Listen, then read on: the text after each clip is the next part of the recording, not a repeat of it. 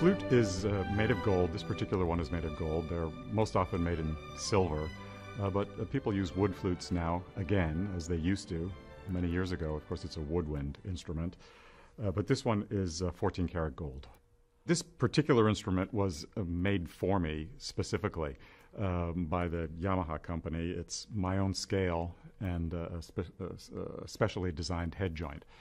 The scale is the placement of the holes in the tube, and I've found some of the commercially available scales were not exactly the way I would like them myself as a player in the orchestra. So I modified it somewhat to make it really more suitable for me.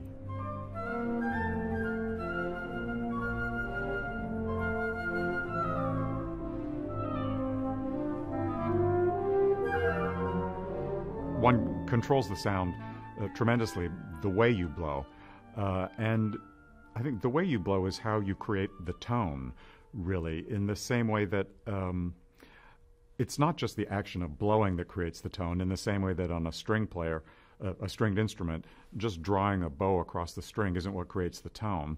It's the way the violinist fingers it, bows it. It's a combination, how one plays. It's the same thing with a wind instrument. It's how you blow. It's the instrument. It's everything. And everyone has their own tone. Everyone develops their own. Every tone is a personality, and the tone is a reflection of the player. I change the way I blow to make different types of sounds and to make different characters for different composers, or even for different characters within one composition. But that being said, I never think actually about what I do. I practice to make different sorts of sounds, and then when it's appropriate, I just make those sounds. I don't actually analyze too much how I do it. I practice to have a whole repertoire of sounds, and then I just do them automatically.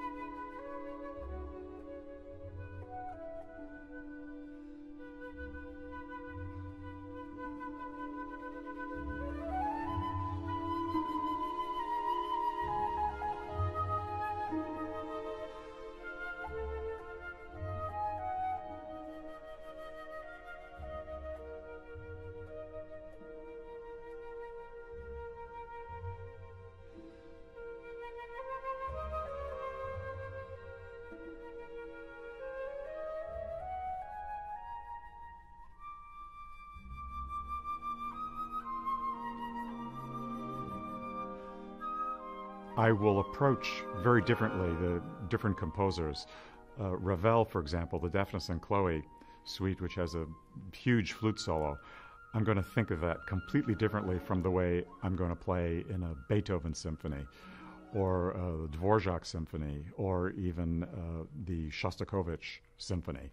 Each one of those composers has a different language and a different character, and I'm certainly going to think differently when I do it.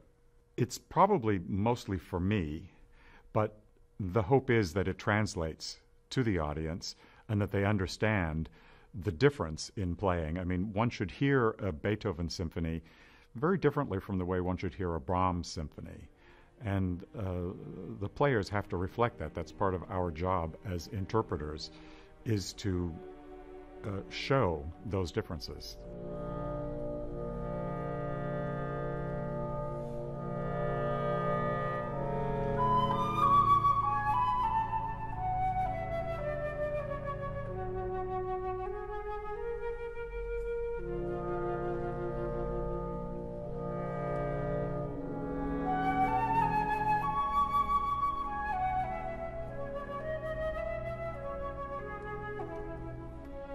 I started the flute in high school band in grade 7, And I'm often asked why I chose the flute.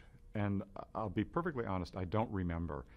But I remember that I specifically wanted the flute and that I rather deviously made sure that I got the flute.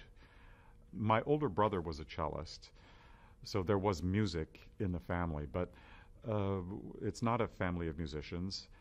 But I never was told to practice. I was never forced to practice.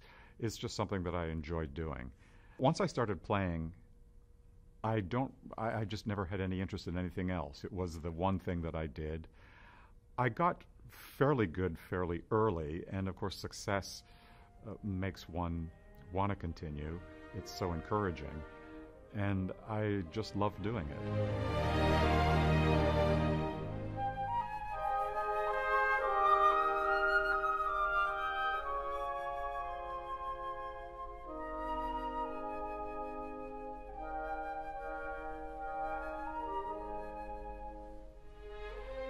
I found that the summer for me was the time to always look for the things that I wasn't getting during the year. So even when I was in college, I always went to summer festivals that could offer me something that I wasn't getting in school. And mostly I craved orchestral experience. So I always tried to go to those festivals where I could play as much as possible in orchestras. String players and pianists have the luxury of having great repertoire for themselves. Pianists can play the wonderful, wonderful music and can make a life out of playing great music all by themselves. And they also play the whole part. And string players have wonderful repertoire, and they can play chamber music by Brahms, by Beethoven, Mozart. But wind players, brass players don't have that luxury. The music that we have, first of all, is only one line, and there's not that much repertoire written for purely solo instruments. So to play the whole piece, we have to collaborate. To be a great artist on an instrument, you have to play great music. And to play great music, you have to play in the orchestra. Even the same repertoire over and over again with different conductors, different interpretations. This is the most joyful thing I can imagine. To be able to do that for a living is really something very special.